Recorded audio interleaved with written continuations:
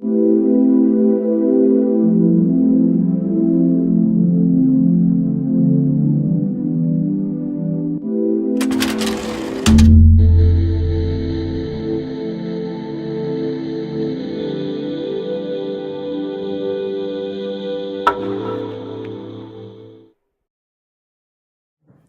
días a todos, yo soy Itzam Ávila, R4 de aquí.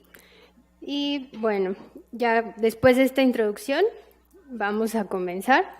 El contenido de la presentación: en primer lugar tenemos los objetivos, después las definiciones, que es algo que hay que tratar y es muy importante porque de aquí parten algunos sesgos en la investigación.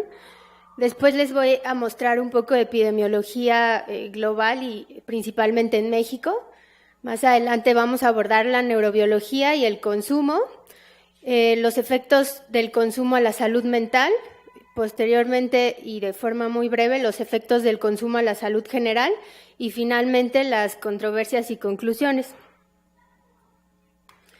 Entonces, entre los objetivos, bueno, en primer lugar, está revisar los aspectos neurobiológicos del consumo de cannabis. Otro objetivo importante es conocer la evidencia actual del daño a la salud que ejerce el consumo de cannabis. Y, por otro lado, conocer las consecuencias sociales que tiene el consumo.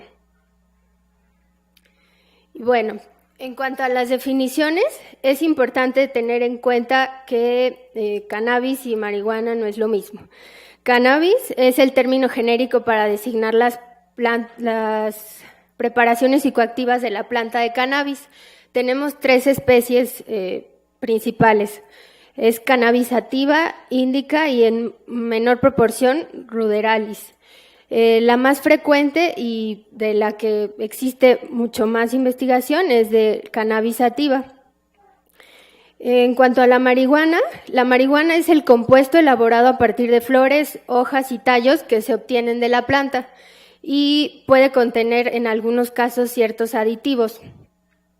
Otro término común es el hashish. Actualmente ese término solamente se utiliza para designar a la resina derivada de la flor de la planta de cannabis. Y bueno, otro término importante es los cannabinoides. Entre los cannabinoides tenemos una clasificación que están divididos en fitocannabinoides, endocannabinoides y cannabinoides sintéticos. Los fitocannabinoides, como su nombre lo dice, bueno, son derivados de la planta. Los endocannabinoides son neurotransmisores que nosotros, que se encuentran producidos en el cerebro o en la periferia de algunos tejidos. Y los cannabinoides sintéticos son estructuralmente similares a los análogos fitocannabinoides, pero pues igual como lo dice el nombre, se producen en un laboratorio. Y bueno, en cuanto a la cannabis, tenemos que presenta aproximadamente 750 compuestos químicos y conforme ha ido avanzando el tiempo han ido descubriendo más, de los cuales 104 son cannabinoides. Y bueno, el principal cannabinoide es el delta-9 tetrahidrocannabinol, que es una sustancia psicoactiva. En menor proporción tenemos el cannabidiol, que no es psicoactivo. Las concentraciones de THC en cada especie de marihuana van a ser variables de acuerdo a condiciones de crecimiento, las características genéticas y la proporción de THC que esté presente en otros cannabinoides dentro de la misma planta. Y bueno, esto se puede lograr en la actualidad debido a la manipulación que se ha hecho de las especies, bueno, de la misma especie en un laboratorio. Entonces tenemos que en las primeras investigaciones se reportaba que en las concentraciones de THC eran aproximadamente del 2%, eso hacia el año 1980. Y los reportes hacia el año 2015 han encontrado variedades con THC en concentraciones de hasta un 20%. En cuanto a la epidemiología, tenemos que, bueno, esta es la prevalencia mundial, la situación reportada hasta el 2013 en el Reporte Mundial de Drogas que se publicó en el 2015. Aquí, como podemos ver, la prevalencia se encuentra mayormente en el norte de América y en Oceanía. México es uno de los países que reporta una de las menores prevalencias, pero eso no responde necesariamente al consumo, sino a la forma en que se mide o a lo que se reporta. En cuanto a las prevalencias en América, este es un informe del uso de drogas publicado en el 2015. Sin embargo, reporta las prevalencias que cada país tuvo o que midió un año previo al que está reportado aquí. Y bueno, aquí encontramos a México, de igual forma se reporta una prevalencia menor al 2%, concordante con la estadística global anterior, y tenemos de igual forma la mayor prevalencia en Estados Unidos y Canadá, el norte de América, y bueno, en el Caribe. Aquí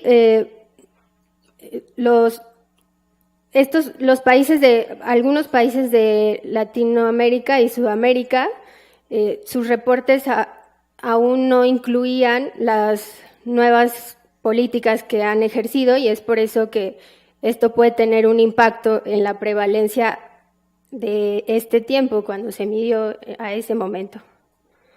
En cuanto a las prevalencias en México, tenemos que el informe del uso de drogas de las Américas del 2015, junto con la encuesta nacional de consumo de drogas y alcohol del 2016 y 2017, reportan un total nacional de 2.1%, que igual sigue siendo concordante con los datos anteriores, y en este caso se reporta una mayor prevalencia de consumo en Baja California y una menor prevalencia en Oaxaca, Chiapas y Campeche.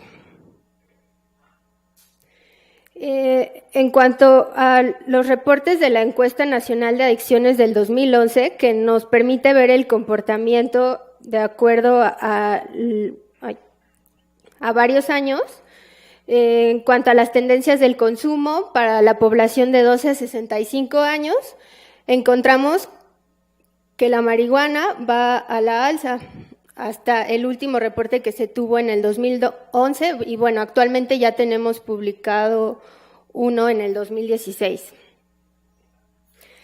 De igual forma, es importante aquí destacar el comportamiento de acuerdo al sexo, que es mucho más frecuente en hombres y menor en mujeres.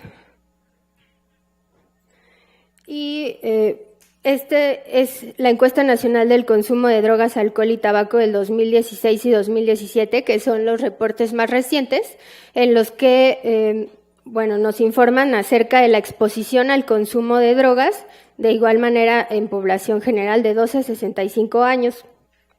Aquí encontramos cómo ha ido en aumento la exposición. Y bueno, de igual manera, los que tienen más acceso son los hombres. Y bueno, pasando a la neurobiología del consumo, el sistema endocannabinoide va a ser, en términos generales, un medio de comunicación intercelular entre el sistema nervioso y otros sistemas. El sistema endocannabinoide se compone principalmente de dos ligandos endógenos, que son la anandamida y el 2-araquidonilglicerol, o 2-AG para fines prácticos. Estos ligandos endógenos van a ejercer un efecto en los receptores cannabinoides. Entre los receptores cannabinoides tenemos el CB1 y el CB2, que más adelante les voy a hablar de ellos. Estos receptores están presentes tanto en células del sistema nervioso central como en diversos tejidos en el cuerpo, y activan vías de segundos mensajeros que son inhibitorias de la actividad celular. También el sistema endocannabinoide participa en el metabolismo y balance energético. Aquí podemos ver las localizaciones de los receptores.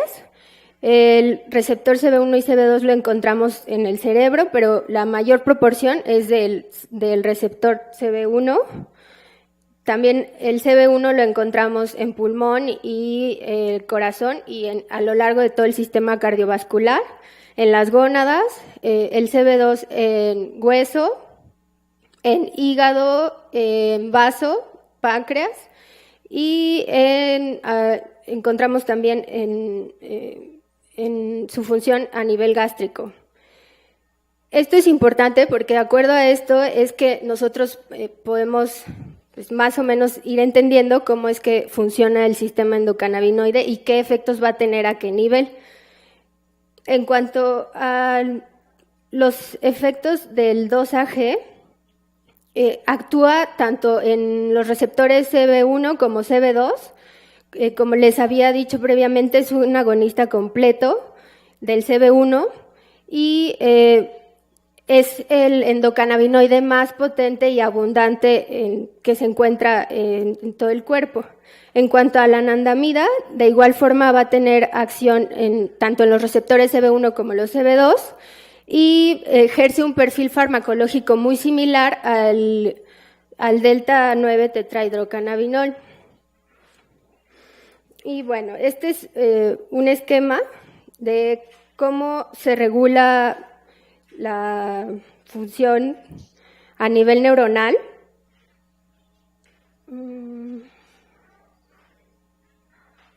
Y bueno, tenemos que cuando hay una señal excitatoria, aumentan los niveles de calcio, lo que favorece la síntesis y liberación de endocannabinoides.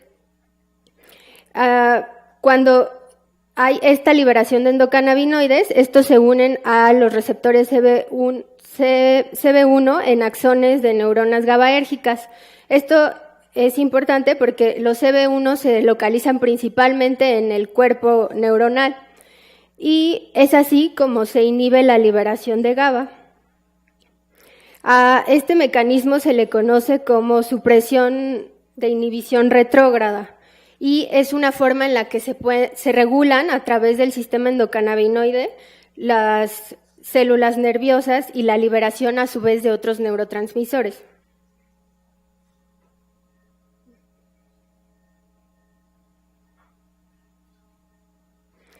Y bueno, el sistema endocannabinoide, como les decía, el receptor CB1, digamos que va a ser para fines prácticos el más importante. Es más abundante en regiones del sistema límbico, amígdala, la corteza del cíngulo, el estriado ventral, el hipotálamo y el hipocampo. Entonces, por tanto, va a tener una acción a este nivel. Es abundante también en cerebelo y ganglios basales y se han encontrado también numerosos en cortezas prefrontales. Conforme va el orden, es la frecuencia en que se encuentran.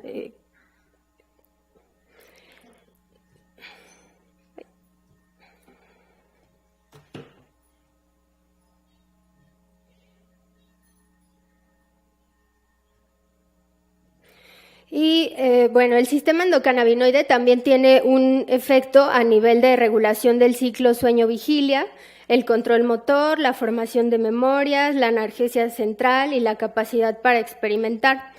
Se ha reportado también que el papel del sistema endocannabinoide a partir del receptor CB1 en el circuito de motivación-recompensa es muy relevante.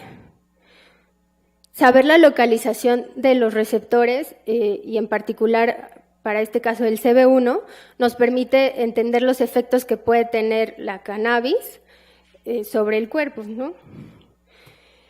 Y bueno, en cuanto al sistema endocannabinoide durante el desarrollo, se sabe que participa en la remodelación de la corteza cerebral durante el periodo crítico del neurodesarrollo, que es la adolescencia. Esto es muy relevante porque durante esta remodelación se protege de alguna forma las neuronas de efectos neurotóxicos producto de sobreestimulación glutamatérgica. Es decir, durante la adolescencia se hace una remodelación de la corteza cerebral y digamos que de alguna manera se sensibiliza y es a través de esto que las neuronas van a poder regularse y evitar efectos neurotóxicos posteriormente. Cuando hay una sobreestimulación por THC o cualquier cannabinoide sintético o extrínseco, digamos, se puede alterar la sensibilidad del circuito de recompensa a otras drogas. Entonces se ha visto que la exposición a cannabinoides exógenos en etapas críticas puede dar lugar a fallas en el proceso de remodelación.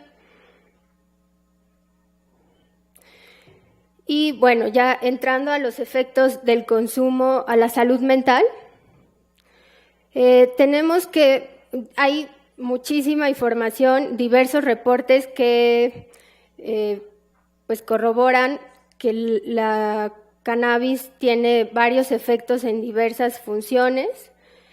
Este es un reporte de un estudio que se realizó en adolescentes entre 13 y 18 años con un consumo promedio mayor a una vez por semana, comparado con controles, en el cual se evidenció un peor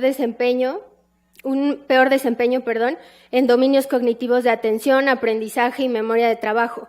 En cuanto a este tema, hay mucha evidencia que lo corrobora con un tamaño del efecto, con un alto tamaño del efecto, eso lo vamos a ver más adelante. En cuanto a los efectos de cannabis en dominios cognitivos, también se ha reportado que no solo produce un peor desempeño en pacientes que consumen en un periodo de tiempo previo a desarrollar esas pruebas, sino que también hay alteraciones cerebrales macroestructurales, como cambios en la integridad de tractos en materia blanca y anormalidades en el funcionamiento neuronal. También se ha visto que posterior al consumo hay cambios en la neurovasculatura e incremento en la activación cerebral. Y esas modificaciones están estrechamente ligadas a un inicio temprano en el consumo, así como en la mayor frecuencia de consumo. En cuanto a los efectos de cannabis sobre la conducta, bueno, se ha reportado el síndrome amotivacional, que fue descrito por McLaughlin and West, en el cual se caracteriza por apatía, deterioro en la concentración, seguimiento de rutinas, adquisición de nueva información, un deterioro en la adquisición de nueva información. Y bueno, ya igual ha sido en múltiples estudios ha sido reportado que hay evidencia clínica y preclínica que asocia el uso de cannabis con un estado amotivacional. Esto, una de las posibles explicaciones es que existe tras el consumo una menor síntesis de dopamina en el circuito frontoestriado, lo que explica el estado motivacional. Y bueno, en cuanto a cannabis y riesgo de psicosis, de igual forma hay múltiples estudios reportados. Aquí les muestro tanto los efectos de cannabis en la conducta, los de psicosis, la última evidencia y como un compendio de todo lo que se ha encontrado previamente, que es de este estudio. En cuanto a cannabis y riesgo de psicosis, existen diversos estudios longitudinales que asocian el uso en población adolescente y la presencia o desarrollo de psicosis.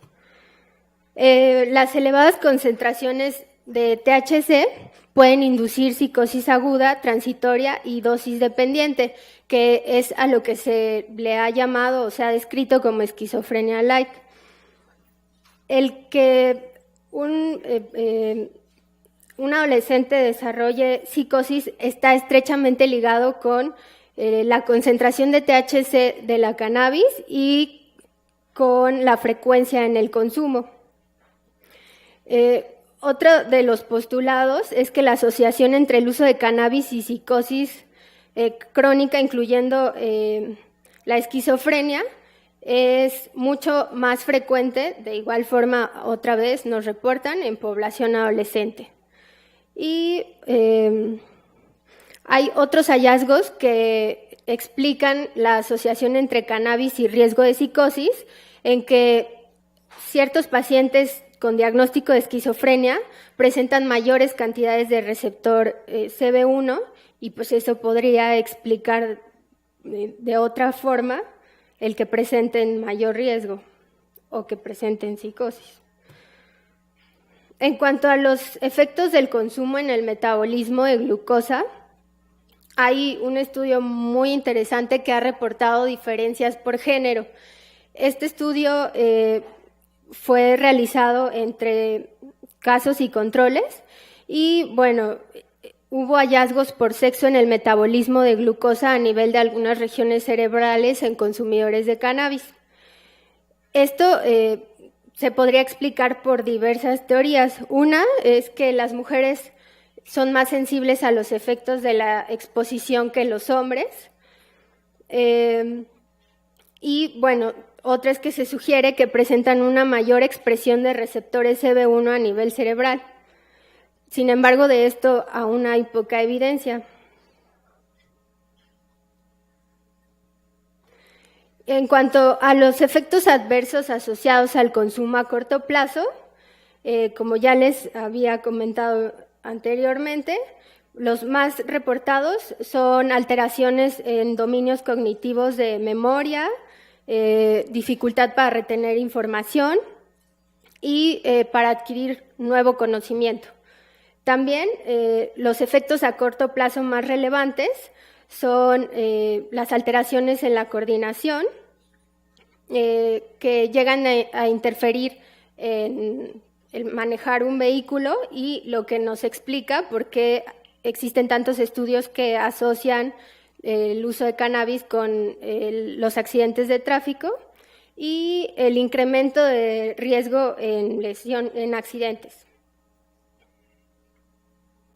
Y bueno, también se ha visto que el consumo de marihuana incrementa o facilita la exposición a enfermedades de transmisión sexual. Sin embargo, sabemos que eso no es propio de la marihuana, sino en general es frecuente con el consumo de sustancias.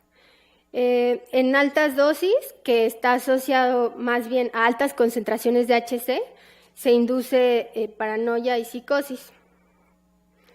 En cuanto a los efectos adversos del consumo a largo plazo, tenemos que existen reportes que explican que es poco frecuente que un consumidor desarrolle una adicción, y esto es porque pues, los modelos de adicción están explicados, como ya pudieron revisar en el artículo, por diversos factores. Aproximadamente 9% del total va a desarrollar un problema de adicción y esto es incrementa el riesgo si el consumo fue en etapas vulnerables, de nuevo la adolescencia, o si había un consumo más frecuente. En cuanto a otros efectos adversos del consumo a largo plazo, son alteraciones claras en el neurodesarrollo, un menor desempeño a lo largo de la vida o deserción escolar, deterioro cognitivo con menores reportes de coeficiente intelectual en pruebas subsecuentes que se le hacen a los mismos consumidores y también hay otros efectos adversos del consumo a largo plazo reportados como síntomas de bronquitis crónica y, como ya les mencioné, incremento del riesgo de psicosis y otros trastornos mentales. En cuanto a los reportes que hay del incremento de riesgo de otros trastornos, encontramos entre ellos la depresión, el riesgo de intento suicida y los trastornos de ansiedad. Sin embargo, hasta ahora no hay reportes concluyentes que nos informen que hay una asociación. Solamente se ha reportado que es más frecuente, pero no se ha visto causalidad realmente entre todo esto, excepto en psicosis. Y bueno, aquí tenemos un resumen de la evidencia de los efectos adversos y el impacto. Tenemos que la adicción a marihuana y el desarrollo consecuente de adicción a otras sustancias presenta un nivel elevado. El menor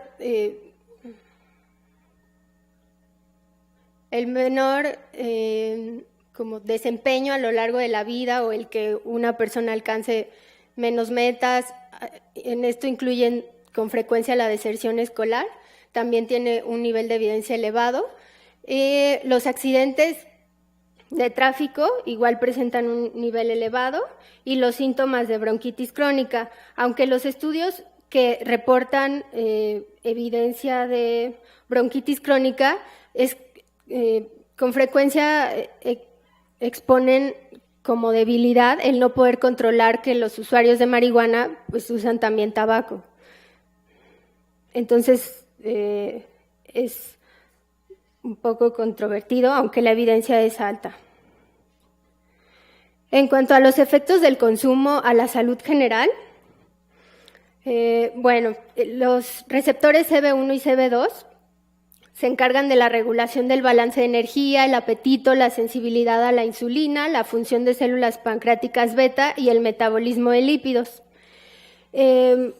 Existen pocos reportes acerca de los efectos metabólicos de cannabis. Se ha visto, por ejemplo, que los usuarios de cannabis con frecuencia ingieren alimentos más calóricos, y que eso podría explicar el hecho de que desarrollen mayor índice de masa corporal, pero nada es concluyente a este respecto. Y lo que sí se ha visto es que los fumadores crónicos de cannabis presentan resistencia a la insulina en grasa visceral y tejido adiposo. Es lo único que realmente se ha podido corroborar. En cuanto a los efectos cardiovasculares, sabemos que los efectos cardiovasculares con el consumo agudo directo son sobre el ritmo cardíaco y la presión sanguínea. Y la activación del receptor CB1 es el responsable del desarrollo de enfermedades cardiometabólicas, mientras que el receptor CB2 tiene más bien un efecto antiinflamatorio a nivel de células del sistema inmunológico. Y esto retomando un poco lo que veíamos anteriormente, de dónde se encuentran localizados. El THC puede ejercer efectos metabólicos, cardiovasculares, proinflamatorios, prooxidantes y profibróticos mediados por la interacción con CB1R, y se ha asociado los efectos adversos o incluso fatales al consumo.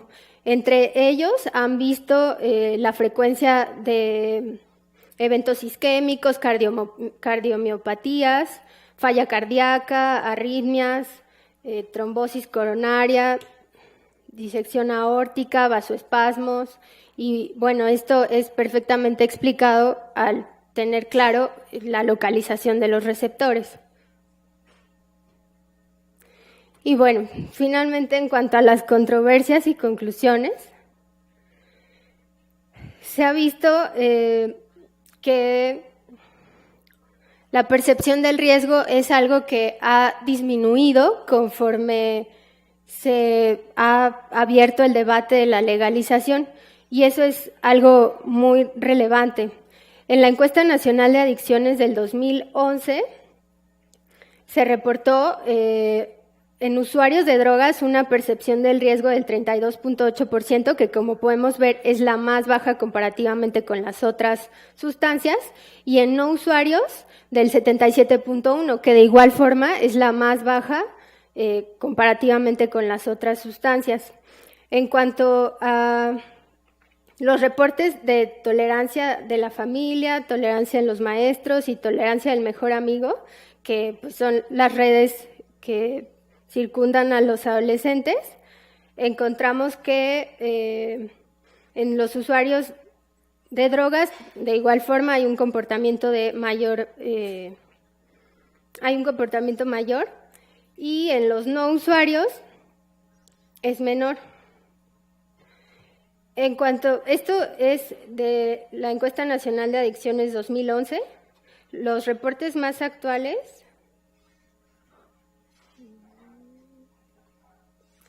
de la Encuesta Nacional del Consumo de Drogas, Alcohol y Tabaco del 2016 y 2017 en México, encontramos que la percepción al riesgo en hombres y en mujeres ha disminuido. Teníamos acá, es global y no podemos como equipararlo tal cual, pero en general, si lo traslapamos, la percepción del riesgo ha disminuido, en particular en marihuana.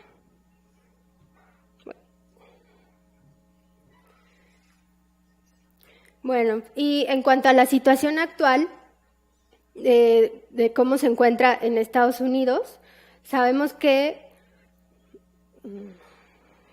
actualmente son 9 los estados que aceptan o que legalizan con fines recreativos.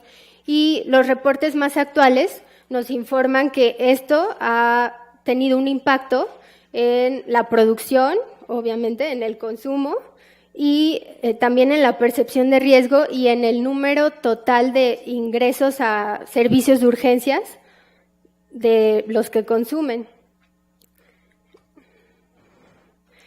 En cuanto a las controversias, bueno, se ha visto que hay muchos esfuerzos por normalizar el consumo y que hay poca información, al menos para la población general, acerca de los riesgos que implica el consumo. La regulación de drogas legales e ilegales y la falta de información ha tenido un costo elevado en la salud pública, y los datos recientes de los estados que han legalizado el consumo recreativo indican que también ha aumentado el consumo, como reflejan los indicadores de salud y seguridad pública. Lo que les decía, o sea, hay más ingresos a servicios de urgencias por intoxicación, por crisis de ansiedad, por efectos agudos asociados al consumo. Y en cuanto a la seguridad pública, aquí es al contrario, hay menos detenciones en cuanto, bueno, sí, hay menos detenciones.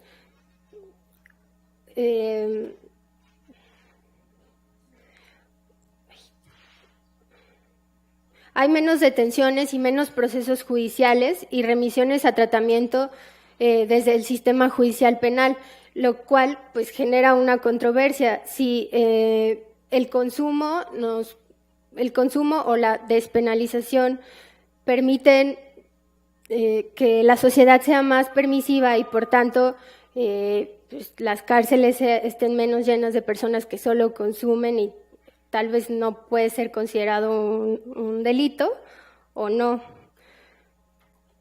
Y bueno, en cuanto a las conclusiones, existe evidencia científica que es abundante, es contundente acerca del daño a la salud, y creo que es importante contemplar la posibilidad de consecuencias no previstas antes de tomar una decisión en torno a la legalización. Desafortunadamente, la falta de conocimiento y difusión de información contrastada en la población general no permite tener un criterio o una perspectiva más amplia, por lo que como profesionales de la salud necesitamos estar informados para incidir pues de alguna manera en los pacientes, ¿no? Teniendo como prioridad la salud. Y eso es todo.